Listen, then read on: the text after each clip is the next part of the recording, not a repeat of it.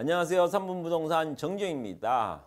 얼마 전 진보당 윤종호 의원이 대표 발의한 주택임대차 보호법 일부 개정안이 이제 반대에 부딪혀 철회가 되었는데요.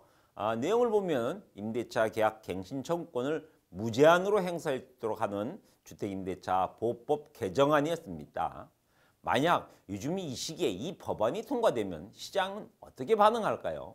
과연 어떻게 될지 저 나름의 상상의 나래를 펴봤는데요. 오늘 삼분부동산 그 소설 같은 이야기 한번 해보도록 하겠습니다. 이제 이야기 전에 저는 1주택자이고요. 임대 사업은 하지 않고 있다는 점을 먼저 밝히고 시작하겠습니다.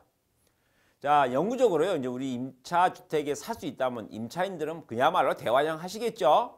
그렇지만 과연 임차인에게 유리하게만 작동할지 이건 한번 생각해볼 필요가 있습니다. 만약 이 법이 발효가 되었다면 분명 유예 기간을 두게 될 건데요. 그 사이에 어떤 일들이 일어나겠습니까? 불보듯 뻔한 일들이 벌어질 건데요. 먼저 임대인들의 매도 물량이 대량으로 쏟아져 나올 것 아니겠습니까? 매물 잠김 현상은 심화될 거고요. 반면 매수세는 영구임대 목적이 아니라면 매수하지 않을 것이고요. 결국 주택시장 가격은 장기 하락의 길로 걷게 될 가능성이 높아질 것이라고 저는 생각을 합니다. 거기에 현재 우리나라 주택보급률은요 103%가량 되고요. 서울은 105%가량이라고 합니다. 자, 주택을 구매할 수 없는 차상위 계층을 빼면 실질적 주택보급률은 더 올라가겠죠.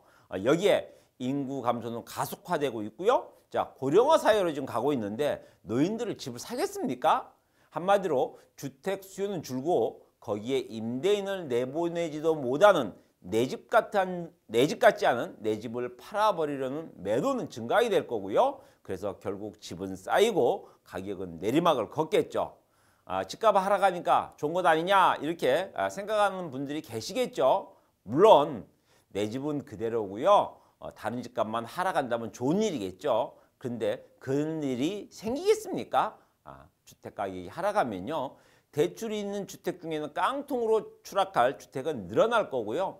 깡통이 되면 경매로 진행될 주택 역시 당연히 늘어나게 될 거고 그 경매 주택에 거주하는 임차인은 대항력이 없다면 최우선 변제금 정도나 받고 나가는 그런 상황이 오겠죠.